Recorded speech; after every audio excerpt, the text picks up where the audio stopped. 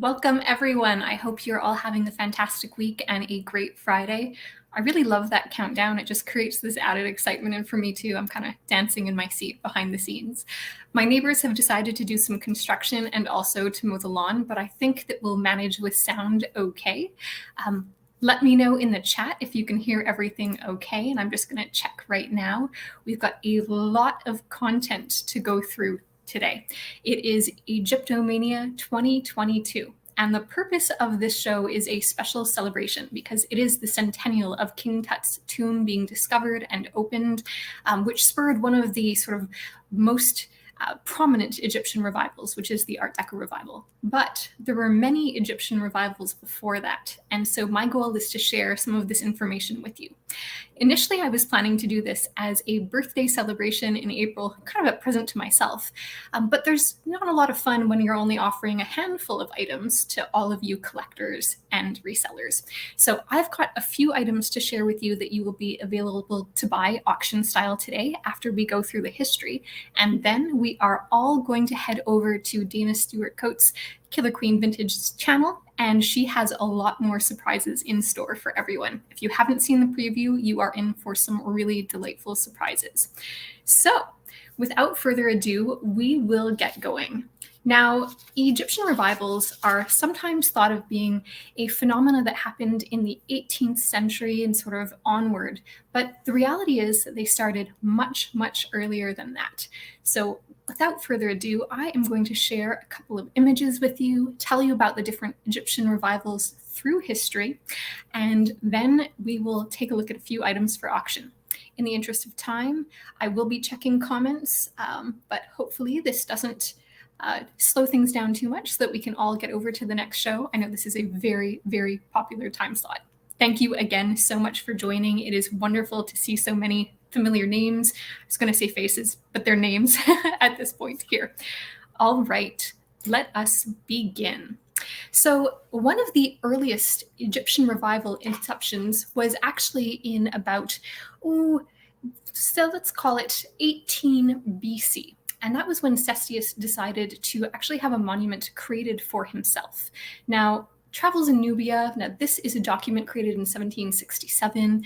A lot of drawings were created when archaeologists were traveling through Egypt. The reality is that before that, there were beautiful pyramids that were created. Now, this pyramid created by Cestius was done as sort of a funerary pyramid for himself, and he did use it. The city continued to be built up around it, and it continues to exist today. It's kind of fascinating that things started that early on. There was always sort of this interest in the Egyptian culture and a lot of their different funerary rites, their belief in life after death, and the way that they would prepare all of their rulers. So we're going to jump ahead for the sake of time. As you know, we are in for a good time, not a really long time. So we are going to jump to Napoleon and Egypt. Now, Napoleon's Egyptian campaign really started in full force in 1798, and he enlisted hundreds of artists and scientists to help document this campaign. Their mandate included capturing information about antiquities, ethnography, architecture, and natural history of Egypt as well. And in 1803, they really began the compilation of Description de l'Égypte, which was a description of Egypt, or really a manual on everything they came across. And that task took over 20 years to complete. Now, the fascination with Egypt was not limited alone to France. During that time, Britain was also in Egypt. They were fighting turf battle, trying to secure position for themselves. This is a wonderful image from that period, which kind of depicts the Sphinx. And the pyramid. You have to remember there were no cameras at that point in time. So the information that was coming back was always an artistic rendition. There were a lot of interest all through Europe at this point in time. So as these different images were created, household furniture really was influenced, as well as decoration and architecture as well. So these are some examples from a manual called Interior Decoration by Thomas Hope in 1807, and it shows you how some of the elements from Egyptian revival were already being put into use at that point in time. Now, the fascination was not just with the French, the English were also right in there. And the Rosetta Stone became a very, very important item of interest. It was found in 1799, and there was, in fact, a race to determine how to really understand the languages on it. The discoverers who found it knew that there was something very special about it because it seemed to have three texts or one text actually in three different languages. And it turned out that there were indeed three different languages that were written on it. There were hieroglyphics, the Egyptian Demotic or natural language that they just use colloquially, as well as ancient Greek. And two gentlemen, Young, who was British, and Champollion, who was French, were kind of in a race to try and decipher it. And on this image, you can see below each of their pictures some of their work. This is actually photographs of their work in their notebooks where they were trying to decipher it to see who was going to be able to do it first. The winner was Champollion. He managed to get it done. The rumor is that when he completed it, he collapsed with exhaustion. It took 20 years after he initially started working on it, and he was a mathematician and really was very good at solving puzzles. And what's fascinating is that of all of the information that could have been on this stone, it was actually a text that is essentially propaganda. It is the third Memphis decree, and what this captures is all the information about Ptolemy V's achievements, and he was a very young ruler. So the purpose of this was really to share propaganda to try and make sure that he would have support of people. Just going to pause for a second to say hello. So great to see so many of you joining. Thank you so much for being here. We are still in sort of the Napoleonic era. We've just talked about the Rosetta Stone, and we're going to quickly talk about some of the symbols. So, mummies, crocodiles, those were things that sort of came back in drawings as exotic creatures or exotic antiquities that really caught the public's mind. But there were also obelisks, ankhs, the Eye of Horus, and the Eye of Ra, as well as scarabs. There were even reports that there were so many scarabs because they were created and almost used as a currency that they were spread on the streets. And so children would collect them and sell them to anyone that was coming by. And later during the Grand Tour periods as well, that kind of activity continued. Now, these obelisks that you see in the top left corner were something that were popularly gifted as well from Egypt to different nations, and they continue to exist in a few nations today, with 5 still standing in Egypt. Now, Egyptian revival does come at a time in all of our history where there are also other revivals, and it influenced other history as well as other history influenced it. So this brooch I wanted to share with you is something that joined my collection fairly recently, and I was attracted to it because it looked a little bit like Egyptian revival. But after doing a lot of research, it turns out that it is in fact Assyrian revival, and it is the relief at Nineveh. And so this kind of goes to show that when you see some Etruscan revival, sometimes it has some Egyptian influences. Assyrian revival can as well. All of these cultures really did influence each other a fair bit, and it spread to all corners of the earth. Here is the Egyptian gate. This one's built in Russia in 1827 to 1830. And this also shows you that even Russia was intrigued by the stories of ancient Egypt. Now, another sort of moment in history that really spurred a new movement of Egyptian revival was the opening of the Suez Canal. That sort of opened up the gateway into Egypt. Mind you, there was a lot of devastation that happened around that time as well. It took over 10 years to construct. Initially, it was done by slave laborers, and it wasn't until the Europeans brought in their steam shovels to really start to dig more quickly that they got good momentum on it. There were a lot of labor issues as well, disputes, delays, and it took a decade to complete. The initial Suez Canal was only 25 feet deep. At the sort of lowest portion of it, it was also only 72 feet wide. And up top, from sort of shore to shore, it ranged between 200 and 300 feet. So it wasn't the grand Suez Canal that we're all familiar with today.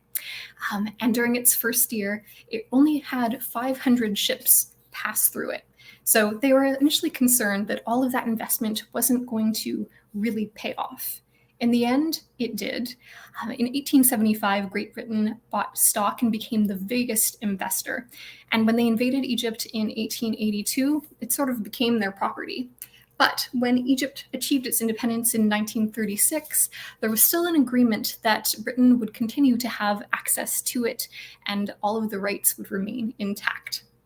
So fascinating. And with that came even more drawings and depictions of Egypt, and the world was sort of flooded. So you will see some really wonderful images of jewelry around this time period too. And I know that Dana has a very special silver bracelet that she's going to share with you all from about that time period. Now, Tiffany & Co. in America created this fantastic clock that is meant for a mantle, as well as some obelisk towers. This is a sash pin that I have. It is Art Nouveau, made by the Apollo New York City company. And as you can see, it has two depictions of the Sphinx. And the Sphinx is also depicted as sort of a winged lion figure with a man's head as well. And this is part of my collection too. America was absolutely not immune from Egyptomania. It really did deeply influence their architecture as well. Early cemeteries were also designed with Egyptian influence, and some say that this was done intentionally to try and create an older sense of history in this new land, because often the New World was looked down upon. Now here we have a few other advertisements from the early period. We've got some Palmolive soap, where they were touting the benefits of palm oil, and then My Sahara Rose and Moonlight on the Nile were popular songs that were created. Now we get to one of the more important Egyptian revival periods that accompanies a very, very important find. In 1922, an expedition found Tut's tomb, and it was led by Howard Carter. When he discovered the tomb, it took a little while to open up, and that was done in November 1922. Now, they say that a lot of the explorers that were with him initially got very sick and actually died. So there was rumor that the tomb itself was cursed. It turns out that it was likely due to bad air and bacteria that had collected, but it created this idea that it was perhaps unsafe to go in there. Now, this really triggered a lot of renewed fanaticism, and one of the most prominent revivals. It impacted architecture, everything from movies, movie houses as well, also had Egyptian revival themes, fashion, and jewelry. Here is an Art Deco enamel compact and a scarab necklace, as well as a ring that were part of my collection. I'm going to zoom through these so that we can get to the ones that you may add to yours. I also will show these to you later if you would like to see them in more detail. Some more brooches. And again, they always extolled the symbolism that everyone came to know and love. So we've got scarabs, scarabs in uranium glass with enamel, butterfly wing jewelry, which became popularized, even with pyramids and sort of those luscious palm trees in front of them. And then we have another faience piece with hieroglyphics on it that is set in silver. This is a funny brooch. It actually weighs 19.22 grams, which I thought was kind of hilarious. And then we've got Muscle Tut as well, that was part of a chatelaine pencil. I will do another video to really dive into detail into some of these pieces. But again, in the interest of time, we're going to keep moving along. Now, the next important discovery that really brought back the love of everything Egyptian was in 1954. During the war periods, people had other pressing things on their minds. So once society relaxed a little bit and began to enjoy their joie de vivre, the Khufu solar ships that were discovered in 1954 became somewhat of a big deal. 2 solar ships were found intact at the base of the Pyramid of Giza, and they were sealed into a pit there around 2500 BC. The idea of a solar ship is that it is something that transports a ruler along with the god Ra through the heavens in the afterlife. And these ships were the first examples ever found completely intact. 142 feet long, 19 feet wide, created of wood. They are now housed in the New Grand Egyptian Museum if you ever get a chance to go and see them. I know that I would certainly love to do that as well. We're going to skip along to the mid-century now. So In 1954, again spurring revivals, there were a lot of brooches with florals that came about. This is an example of Walter Lampel's work. He liked to use beautiful stones and set them in silver, as well as making some costume jewelry. This one is now part of my mom's collection, but I did want to show it here. And there will be a special floral brooch with scarabs that will be available for you today. Also, just past mid-century was the movie Cleopatra. Now, this one was a blockbuster film that also had problems of its own. Initially, Liz Taylor had quite a few health issues, so filming was delayed. Of course, this is the one where she sort of got into a little bit of trouble with Richard Burton and their very, very famous affair. But eventually, after spending over $31 million to film this and put it together, it became a blockbuster and grossed in its first year, I believe, over 70 million USD. It also grossed over 40 in Canada, and it became the most watched movie in North America that year. Nominated for 9 Academy Awards, it won 4, and it really secured reputations of the stars in it and sort of set everyone's hearts on fire once again for Egyptian revival. And this is something that Elizabeth Taylor returns to a little bit later. We'll talk about that soon. Finally, we will talk about the revival that was spurred on by the King Tut exhibition in New York City in 1978. Often these exhibitions would spur a lot of interest. You have to remember back then, information was less easily accessible. There was no internet. People are actually physically going places in order to see things.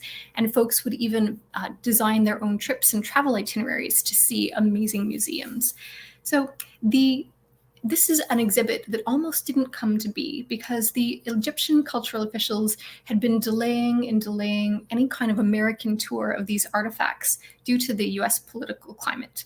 The relations were not great until Nixon visited, and he spoke directly with the president of Egypt and convinced him that this should come to the USA.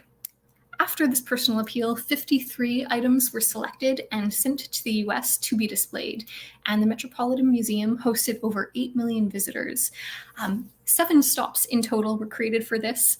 There's a famous story about San Francisco that was not initially on the list, but the people of San Francisco lobbied and lobbied until they were able to get their own exhibition as well of these artifacts.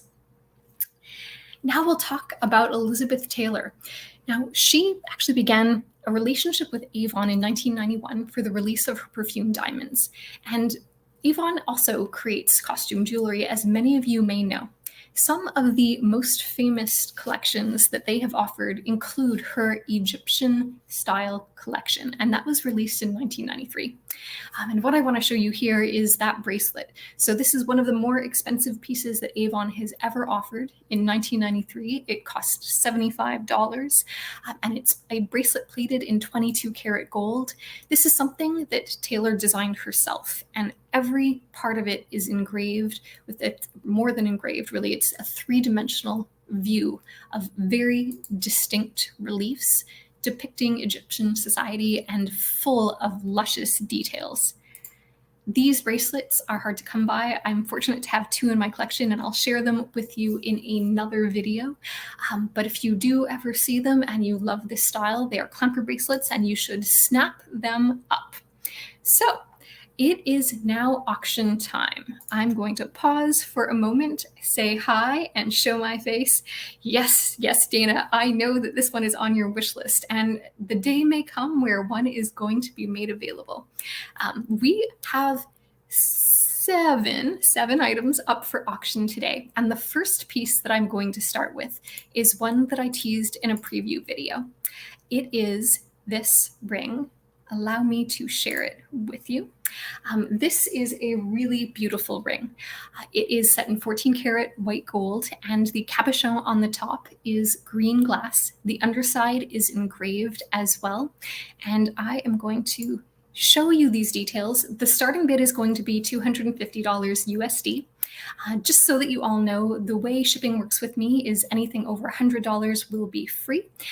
Anything under $100 is a $10 flat rate to ship, and I will be invoicing via Shopify payments that accepts debit and credit. All I need you to do after you claim this, if you win it, is to send me your email address and we will figure everything out. So for this one, I'm first going to share a video with you so that you can see all of the details in action. Here we have it. There's beautiful carving to this glass at the top. It's a green, almost green, agate green chalcedony color. It is set in a setting that is, there we go, I'm going to play that again. It is set into a setting, as you can see, that is formed around it and holds it very securely. This is a die stamped setting, and they are actually stronger than even cast metal. Now you can see the underside of it as well, where it is engraved. So if there is any interest in this one, you are welcome to bid. Once the video completes, I will also show you the ring as well. We'll go back to this view for a moment so that I can show you. It is a truly spectacular piece. I'm going to place it on my finger. It can also be sized by your own jeweler. And we'll give it a few moments. Please feel free to ask any questions that you might have about it. And anything that does not sell today will be posted on my website on Sunday morning, and that is sundaybaubles.com. Very easy to remember. I am going to show you this stat sheet again so that you can see it in detail and see all the details. It is a size 5.5 and it fits like a 6, can be sized. The cab is about 3/4 of an inch. Great presence, and this green just glows. My lighting's not fantastic, which is why I've prepared all of these images for you in advance. We'll give it a few more seconds, and if there's no interest in this piece, then we will keep moving right along because I've got a few more treasures to share with you in other price ranges as well. And I am just happy to have you all here to share this information and these pieces with today. Thank you, Devin G. What's great is now that things have slowed down a little, I can also pay attention to the comments. Perfect. Why don't I let you all think about this? If you need me to bring it back, you are welcome to do so. And we are going to move along to the next fabulous piece. This one is a set, and it is a scarab necklace as well as earrings. And it's not just any set. So allow me to play a video for you. It is actually a set by Miriam Haskell, and everything is marked. The earrings do have markings on them, as do the chain. And here we are. This is a reversed sous reveal where we start with the scarab and come downwards, and we will stop at the hang tags and chain, and then we'll take a look at the earrings as well. And this is a wonderful piece, and we are going to do a really low start bid on this. So everyone will have a chance. I know that there are some Haskell collectors, and this may belong with one of you. And these are great earrings too, very, very sizable. All right, so I am going to show you. The starting bid is $50 on this, and it is a 30-inch long chain, quite a lovely statement piece. Front and back is carved on this with tiger's eye and turquoise, and it's almost like a 4-sided box chain. Of course, my lighting is not very complimentary in here today, but that's what the pictures are for. And then, of course, the earrings as well. Lauren, I see you. Thank you for an opening bid. Here are the earrings. Again, wonderful large size earrings. All right, I see Dana in at 55 in the lead, and quite a good deal for Haskell. If you are a Haskell collector, it is quite a wonderful piece. And I will put it on to show you kind of how big it is. It's straight up over the head with no clasp. Why don't I hold it up here? Boop. Excellent. Let me know if you would like me to play the video again or give you any more information about it. Again, this is an auction for both the earrings as well as the necklace. It is a set. And I see Lori Wolf in at 75, and she is our high bid right now. We've got Lauren in first at 80. I'm sorry, Timeless, you came in just after that. Thank you again for all of your bids. I appreciate you all very much. We are now at 85 with Dana. And there are a few more treasures yet to come, but this is the only Haskell that I have to offer. Hi, Ashley. Hi, everyone. Thank you so much for being here. Thank you very much for your bids, and you're out, Timeless. We are at a high bid now with Lori Wolf for 90. And now we have a high bid with Lauren at 95. I've got two devices going to make sure that I don't miss any bids, both the phone as well as the computer. It's funny how StreamYard sometimes doesn't want to show all of the messages, but it is great to see you all here. So we are at a high bid of 95 with Lauren, and if I don't see anything come up in the next 10 seconds, I will begin to count it down. And to count it down, I will, oh, I lied. We are at 100 with Dana. Thank you very much for your bid.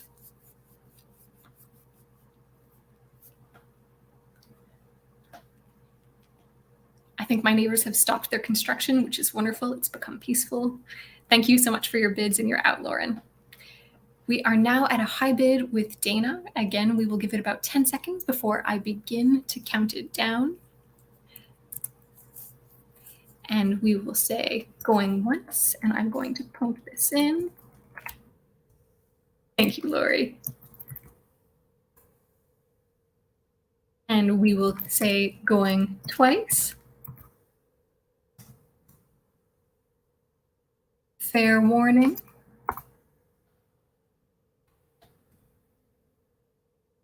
And it looks like if there's no complications with lag, this fabulous set is now sold to Dana for $100. Thank you so much, Dana. Congratulations on the fabulous Haskell set. All right, let's keep going. The next item available to you is another type of a scarab necklace. This one is a little bit more modern. This one, I know what you mean by yay sorry. There's an excitement when you win something, but you also feel like you wish there were enough to go around, yet that would make them less rare. Anyways, thank you so much. Congratulations. So this next necklace is made with semi-precious stones, and it's got gold findings as well as a vermeil or a gilt sterling scarab. It has turquoise, lapis, as well as carnelian, and the clasp itself is marked for 14K. So I am going to play you another video of that so that you can see it in detail. Let's load that up now. Here we are. And again, the reverse reveal where we start with the scarab and drop it down so that you can see that there are different stations on the necklace. And then it has a wonderful gold clasp at the top as well. And this is a beautiful piece. And this one is available for a starting bid of $75. So the length on it is 16 inches. The pendant is 3/4 of an inch. The clasp is 14K, and so marked as seen in the first screen, which I can go back to if anyone wants to see it. The scarab is gilded sterling on silver, and so marked, and the stones are turquoise and carnelian as well as lapis, and it is a beautiful piece of jewelry. So if there's any interest in this, the starting bid is $75. All you need to do is put a bid in the chat. I suppose it would help if I showed you the necklace. There we go. So now that you know this information, I'm going to move to this view so that you can see it in person. I do like to show that I actually have the pieces. It's not just photos that we're looking at. Again, reverse reveal. Wonderful use of lapis alongside the carnelian as well as the turquoise. And it's made to look like those faience stones, but it is actually turquoise. And then here we have the scarab as well. Beautiful finish to it, and the back is also carved. So if there's any interest in this one, it is a $75 start, and I will add this back so that you can see it. We'll give it a few more moments before we move on to the next piece. And these are all straight out of my personal collection. It's easier to rehome them when you know whose homes they're going to. I've heard this said before by other sellers, and it's so, so true. So if there's no interest, we will move right along. And so we shall to the next option. So here is that mid-century piece that I was promising would come. This piece is very beautiful.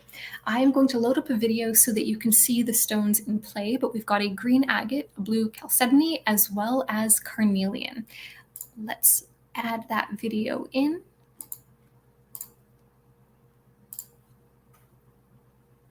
Here we have it. This one was taken in daylight to try and show some of the translucency, and it is set in sterling silver and so marked, and it's got a nice safety catch on it as well to make sure that it stays on, showing the reverse. And we will go back to look at the image in just a moment. And this one has a fairly attractive starting bid as well. It is one that was listed on my website, but I've dropped the price for all of you today. And let's share what that is going to be. This is a $45 start. The brooch itself is 1.5 inches by 1 inch. The scarabs are 8 by 10 millimeter cabs. So I know I'm jumping between imperial and metric. I hope that's not too complicated. It is sterling silver, and it is carnelian, chalcedony, and agate. So if there's any interest, the starting bid on this one is $45. And I will move to this view so that I can hold it up for you and also give you an idea of the sizing. Here we have it. This is one that I have worn a lot. It's very similar in a way to the scarab bracelets that you see. So it's a nice match to wear with its multicolor and juicy, juicy cabs. So this one is just a $45 start if there's any interest. And we will add the slide back. Here we go. I've inset myself differently. We've got a few more pieces to go, and then we are all going to head over to Dana Stewart Coates' Killer Queen Vintages channel to see even more fabulous pieces. And I really appreciate you all being here today. Thank you for coming. If there is no interest, we will move along. So this one is $45 US. Feel free to call for it back if you want to see it. Otherwise, we'll take a look at the next piece. Oh, and I do have one non-jewelry item as well to share with you all. This is it. So this one is sort of the big guy. This is a purse that I bought, and I have to back up so that I can grab it with my hands. It comes with the dust bag. It is a Cartier purse with a sphinx on it. Here's the dust bag. Why don't I show myself so that I can show you? And I'm going to open this up. For those who love a little bit of leather, a little bit of gold findings, this is near mint. It is in beautiful condition. I'm going to hold it up as best as I can. The inner lining is that beautiful, almost leopard pattern. And inside it is very, very clean. I'll give you the dimensions by going to the next slide. And here we are. It is 12 by 8 inches, and there are 2 straps with it, which I can show you. One is 18 inches and the other one is 43. Gold tone hardware, and the starting bid on Cartier bag in dust jacket is $250. So if there is any interest, you know, I didn't know if there would be interest in a bag. But if there's any interest, please feel free to bid. I believe this is a fairly competitive price. Dana knows a lot about these bougie bags. I have never been a bougie bag girl. I've always just been fixated on the jewelry. But if you are interested, this is a fantastic one. And it's beautifully subtle with its sphinx. It's such a nice, rich color to it. And it simply needs to be used and worn. And I hate to admit this, but I only ever used it one time, which is why I'm ready to pass it along. And if there is a bag fan, $250 is the starting bid, and you are welcome to bid on that. Let me know if you need to see any other views, or if there's anything I can show you that would be helpful. Otherwise, you can also reach me at sundaybaubles@gmail.com. I will throw up a banner. There we go, in case you need to get a hold of me. Dana, I know your email address, so we're good there. All right, I'll give you a few more seconds and I'll leave this card up. And then we will move on to one of the last items. And it is a very fun last item, definitely in budget, I think, for everyone, very accessible, but it had to be brought. So I am going to move right along to the next item. And here we have it. This is a set of earrings, and they are large and in charge. Thank you, Dana. We will definitely talk later. So these earrings, these are costume, but take a look at the details. You can see all sorts of detail with the keys, as well as the Egyptian motifs. You've got the ruler who's sitting there very regally. The pieces at the bottom are actually stamped on both sides, and I am going to share a video for this one as well. I will pull it up. Here we go. Because the quality of these calves, they just glow, and it's unlike anything that you've ever really seen until you see them in person. Like they translate something special. Oh, we've got a few purse lovers. I didn't know that about you all. Fascinating. All right, so this is giving you a little bit of a close-up view. And I am going to try and show it to you as well, just using the camera. But this is sort of one of the better views, because I found that when I was trying to show it on camera, what was happening, it blows out completely because it is so shiny. The camera just cannot capture this. So these fantastic costume earrings, and they are clip-on, are going to be made available for a starting bid of $25. They are 3 inches long, and there is nothing more statement-like than this in the gold tone with all of this color. So if you are interested, yes, bling like an Egyptian, perfectly coined. Thank you, Dana. If you're interested, please come ahead and bid. Thank you, Kim. I see your bid for $25. There are indeed 2. I will hold the second up. There we have it. And what's nice is that they are made so that it has the inverse of the 2 rulers that are sitting, that central coin piece, and then the keys as well. I've got Kim as the high bid and only bid. There we have it. And they do make a wonderful sound. I'm not sure if this translates very well with the microphone, but it's a dingling jingle. All right. I am going to place one back down, and if there's no other interest, I won't prolong this, and I will start to count it down for Kim at $25, which does mean that I need my second hand. And we will say, going once,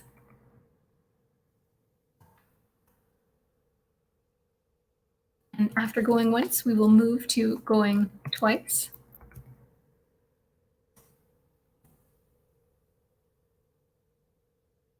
Next, we will have fair warning, and it will be sold, and Kim will be taking these home for just $25. Pending any lag, these have found a wonderful home with Kim for $25. Congratulations. I'll make note of that. I am sure that you will enjoy them.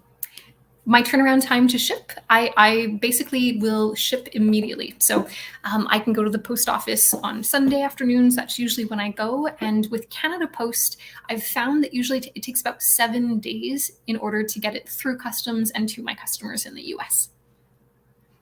All right, we have just one item left.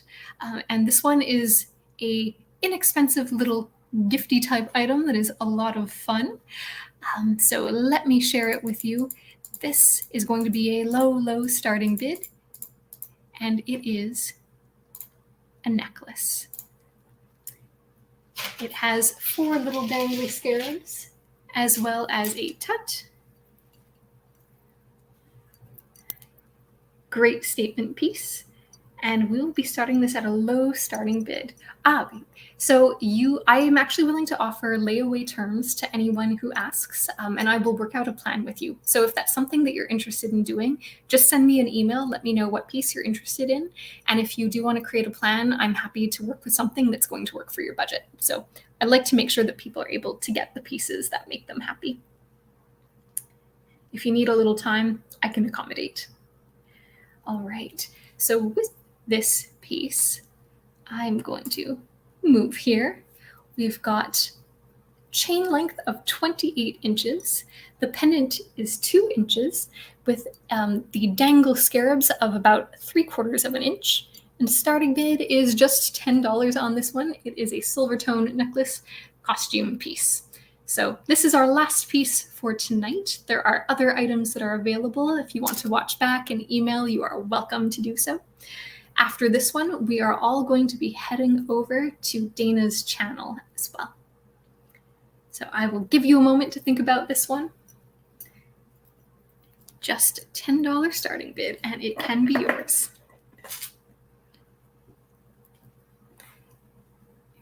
In the meantime, I'm going to grab Dana's link so that I can share it.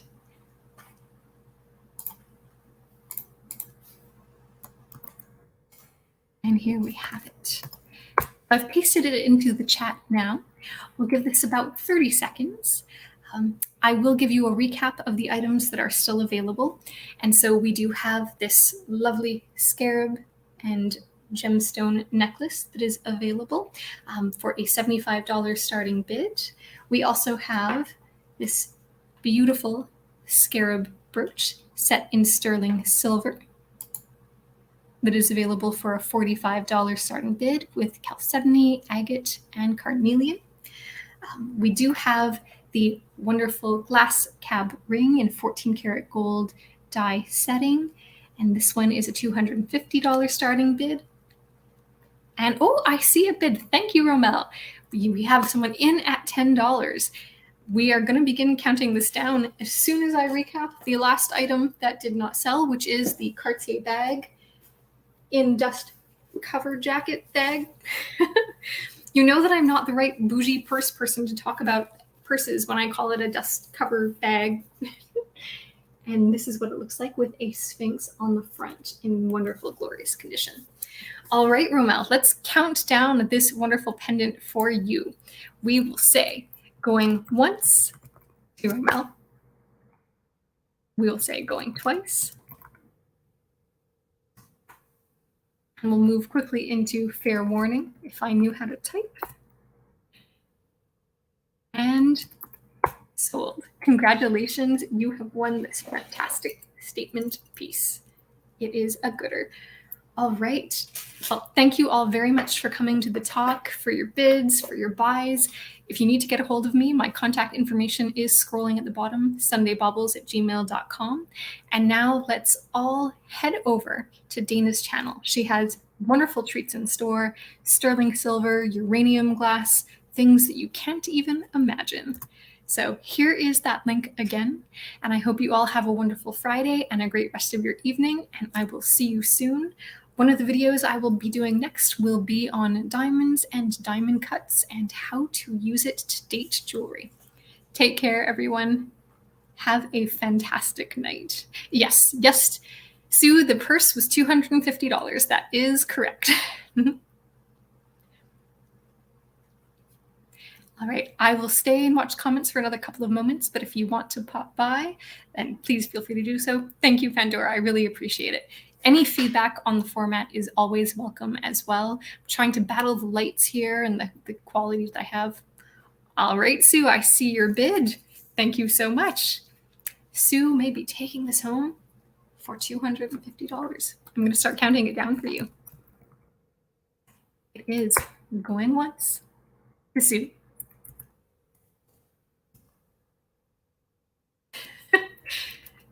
Sometimes we all speak in third person, I think. It adds extra clout. Going twice. Fair warning. And congratulations, Sue. Cartier purse is now yours. Your other self is doing the buying tonight. I appreciate that very much. I will get these treasures packed up, and feel free to email me. Actually, I think I have everyone's contact information except for Romel. So if you want to drop me a line, we will get in touch that way. It has been an absolute pleasure spending time with you all. See you soon. Take care. Congrats, Sue. Congrats to all the buyers. Have a great night.